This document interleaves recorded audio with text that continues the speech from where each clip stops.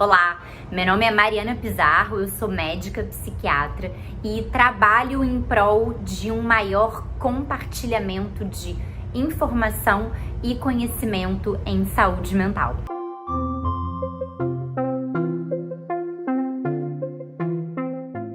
E hoje eu quero trazer aqui um conteúdo que eu considero bastante importante e que eu adoro estudar, que é a psicopatologia no que tange a semiologia psiquiátrica. Na verdade, toda vez que a gente pensa em diagnóstico psiquiátrico, é muito natural a gente imaginar logo os manuais de classificação ou os critérios diagnósticos para uma determinada doença. É claro que os manuais de classificação são muito importantes e, como profissional de saúde mental, todo profissional precisa ter em mente cada um dos critérios para fazer os diversos diagnósticos nos pacientes. No entanto, eu sempre achei que existe um conhecimento anterior, que muitas vezes acaba sendo negligenciado no ensino das várias profissões que atuam em saúde mental e que é o conhecimento que, na verdade, permite que o profissional seja capaz de encontrar os critérios diagnósticos no seu paciente, que é o conhecimento da semiologia psiquiátrica. Na verdade, para ficar mais claro, eu vou dar um exemplo. Se a gente tem ali os critérios diagnósticos para esquizofrenia, quando a gente lê os critérios diagnósticos para esquizofrenia, a gente vê que ali estão listados delírios e alucinações. Até aí, tá tudo certo. A grande questão é como é que a gente ensina o profissional a identificar o delírio e a alucinação. Para que ele possa ler aquele critério diagnóstico, ele precisa de uma base de conhecimento que tenha a ver com a real identificação de um sintoma. Dessa maneira, e só dessa maneira, ele consegue fazer uma comparação entre aquilo que ele está encontrando no paciente e aquilo que está lá nos critérios diagnósticos e assim fazer os diagnósticos que são tão importantes para o direcionamento da clínica. Então hoje eu quero falar sobre 4 conceitos muito importantes relacionados a sintomas psiquiátricos e que muitas vezes acabam trazendo confusão, e gerando dúvidas em muitos profissionais de saúde mental. Eles vão ser os delírios, os pensamentos intrusivos, as alucinações e as ilusões. Bom, vamos tentar entender um pouco a diferença entre cada um desses conceitos, tá?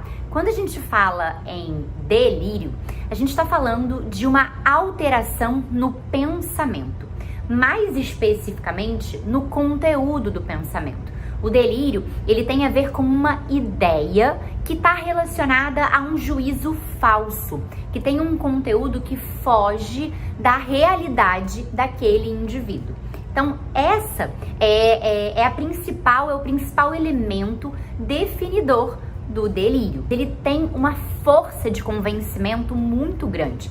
Um paciente que tem um delírio, ele de fato acredita naquele conteúdo, acredita naquele pensamento e é praticamente que impossível a gente tirar aquela ideia daquele paciente. Ele não tem crítica sobre aquela ideia que está no pensamento dele.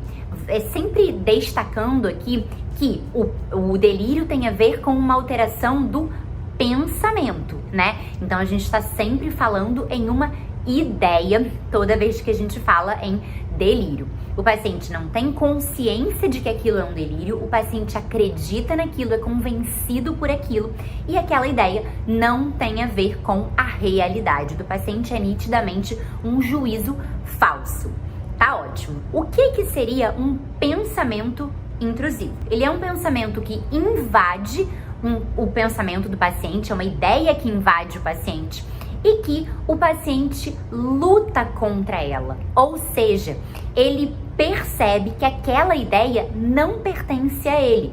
Ele percebe que ele de fato não pensa naquilo, que ele não acha aquilo, mas ele se sente de alguma forma invadido por aquela ideia e aquela ideia gera um sofrimento muito grande.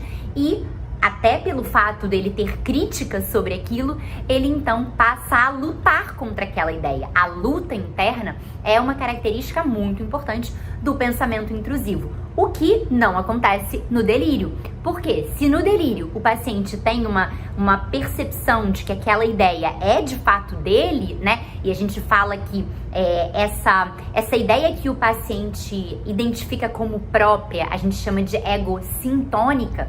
Como no delírio o pensamento, né, a ideia é egocintônica, o paciente não sofre com ele.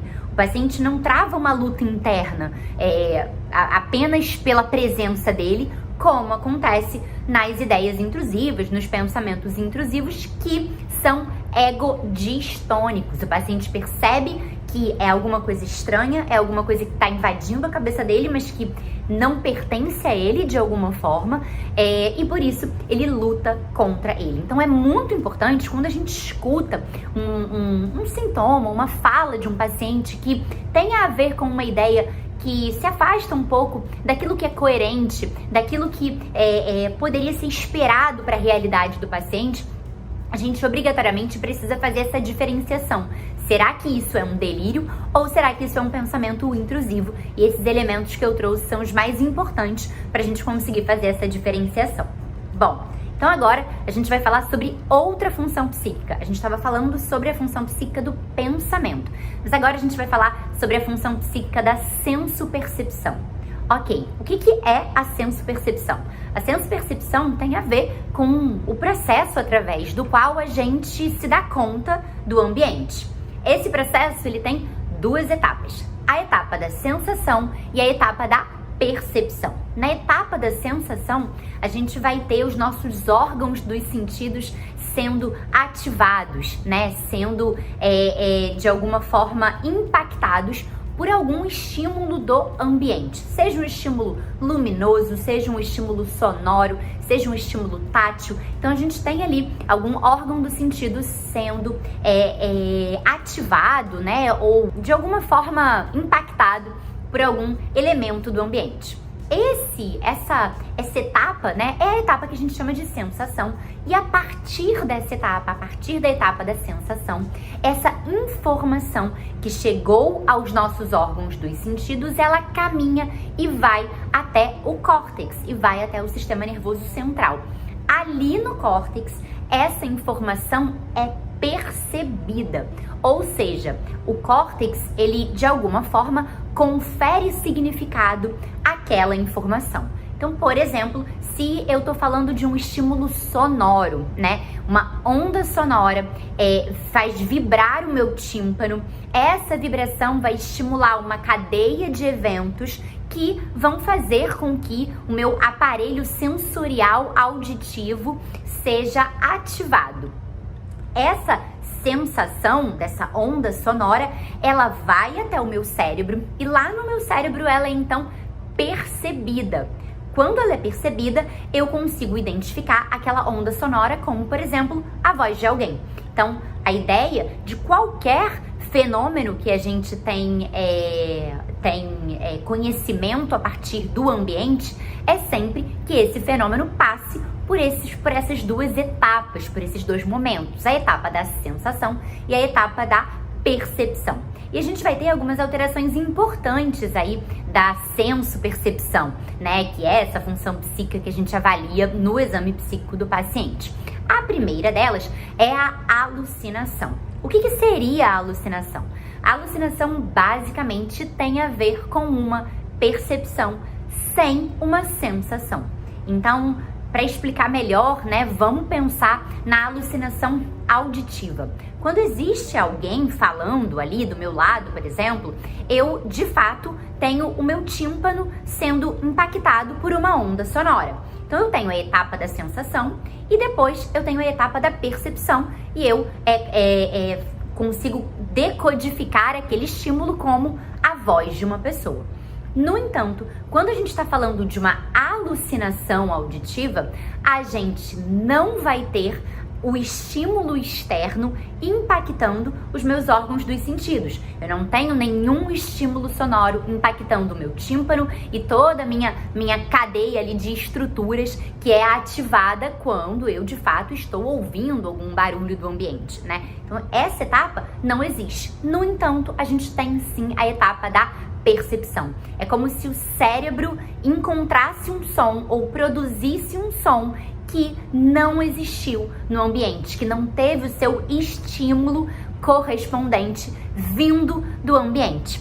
Essa é a definição da alucinação. E essa mesma definição vai valer para qualquer órgão do sentido. É a mesma coisa quando a gente está falando para uma alucinação visual, para uma alucinação tátil, sinestésica, as várias modalidades de alucinação. E a ideia é sempre que a gente possa entender se o paciente está de fato apresentando uma percepção sem a sensação correspondente, sem o estímulo do ambiente correspondente. É importante a gente levantar aqui um ponto que, já de cara, a gente consegue ver uma diferença muito importante entre alucinação e as alterações relacionadas ao pensamento. A alteração da senso-percepção, né, a alteração da alucinação, ela é uma alteração senso-perceptiva. Ela não é uma ideia, ela é uma experiência sensorial. Quando a gente fala de alterações do pensamento, a gente está falando de ideias, tá? Então, essa diferença é extremamente importante. Tanto o delírio quanto o pensamento intrusivo são ideias, não são experiências sensoriais. E a última que eu queria trazer aqui para vocês hoje, que é a ilusão. O que seria a ilusão?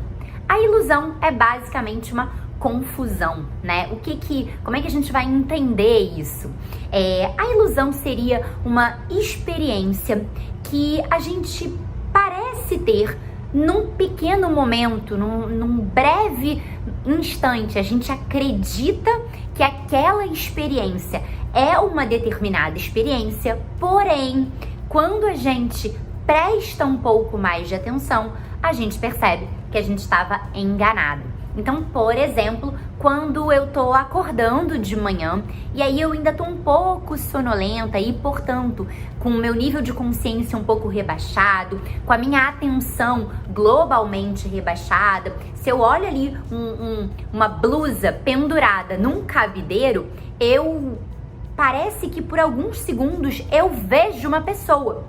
E aí eu me assusto, abro os olhos, volto a minha atenção, né? Acordo, desperto, volto a minha atenção para aquele cabideiro e aí eu vejo que era só uma blusa, não é exatamente uma pessoa que parecia ali a silhueta de uma pessoa quando eu tava mais sonolenta, mais desatenta, com um nível de consciência um pouco rebaixado. Então essa é a diferença entre a ilusão e a alucinação. Depois de um tempo, depois que a minha atenção se recupera, eu reconheço o quanto que aquele estímulo não era exatamente o que eu estava pensando.